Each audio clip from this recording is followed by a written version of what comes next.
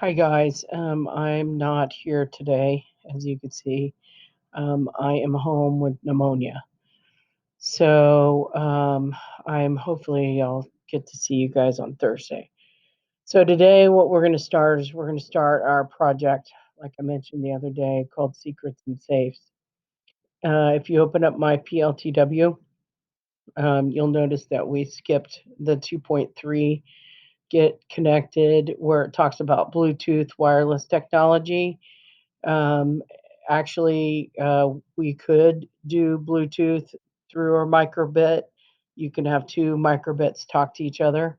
So if anybody's interested in that, when I get back, I can show you a little bit about that. So today, what you're going to do with 2.4 is you are, if you notice, and on your Google Classroom, I have posted a couple items for you here.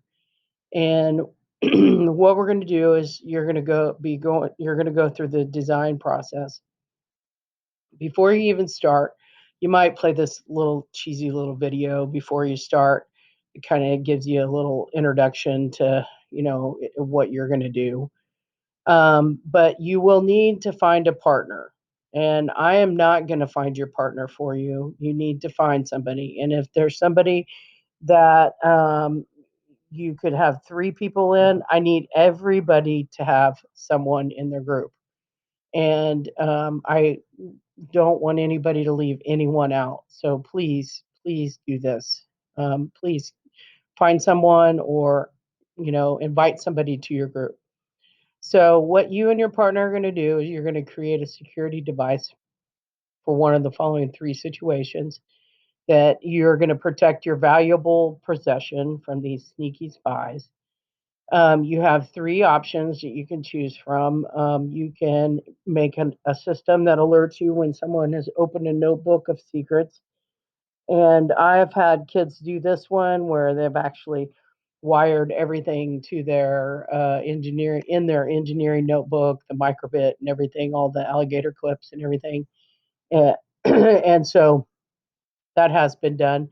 A device that sounds an alarm when a spy removes a priceless object from a box or safe or a locker. And I have boxes that anybody wants to try to use that, they can for their prototype. And then lastly, you could choose a system that notifies you when an intruder is detected in an area. So think about one of those three, you and your partner or people in your group are going to decide no more than three people in your group. So you need to consider how you're going to have all your inputs and switches and sensors that are going to trigger these alarms. And so you and your partner are going to make sure that you follow the design process.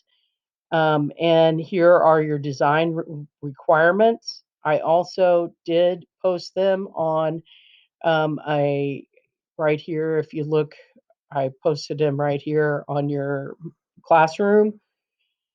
So your design requirements, you have to use at least one input to trigger the alarm. You have to have at least one microbit that receives and responds any kind of interaction from the environment. You can connect two microbits that and work with one other team to create a security device. Your device uses at least one output to alert people, and the user can activate and deactivate the device as needed. So you have to have a turn off and on. So you will be following the design process, and how you're going to go about doing that is you're going to be following this other handout that I gave you in your My PLTW or in your Google Classroom. And when you open that up, today, what I'd like for you and your partner to discuss is I'd like for you to discuss, of course, answering these questions. What item have you and your partner decided to protect, and what does it need? Why does it need to be protected? And you need to elaborate on that. And then you and your partner need to include pictures and sketches in your engineering notebook. You're gonna first you one person in the group, you're gonna make a sketch of your what you think it should look like, and the other person's gonna make a sketch, and if you have a third person, they're gonna make a sketch in their engineering notebook. Then you're gonna indicate the page number that you put the sketch in your notebook.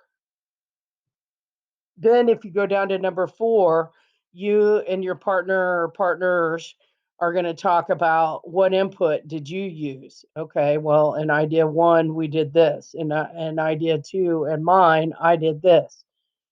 And then talk about outputs. And then how does it solve the problem that you defined in number 2? And then, does it meet the design criteria? Is it achievable in the amount of time that we're going to do this? We're going to be doing this project in two class periods today, tomorrow, Thursday, and possibly Monday of next week. That would be three.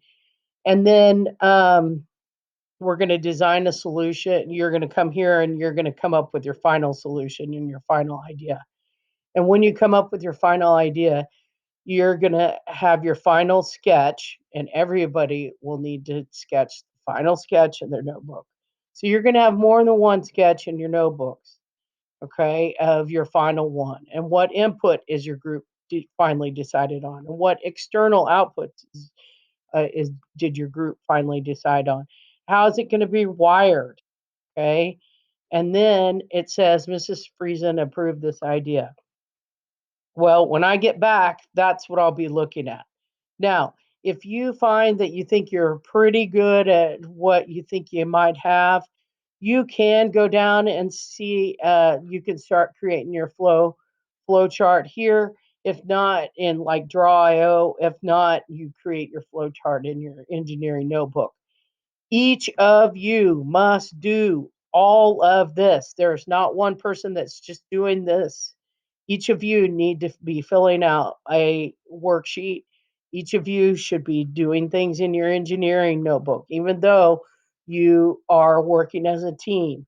You must do it individually too. You will not get to number 7 today at all. So you'll be talking and trying to discuss on how you're going to go about doing this. And I expect that you, with the substitute, that you could do this in a in a way that you can come up with a really good idea with you and your partner or partners. Um, I'll put in there to the substitute that that's what you're working on this whole time. Many of you, I shouldn't say many, but some of you don't have your work turned in from what we did in 2.2. So that concerns me. We're here coming towards the end, and if you don't have your work turned in, please get that turned in. If you've been gone, same thing. You might get with somebody to help you out on getting the information that we did when you were gone. So I hope and I'll see you guys on Thursday, and please be good for the substitute. And if you have any problems, you can just send me a little email and I'll try to answer it as best I can. So I'll talk to you on Thursday, and please be good for the substitute. Have a good day.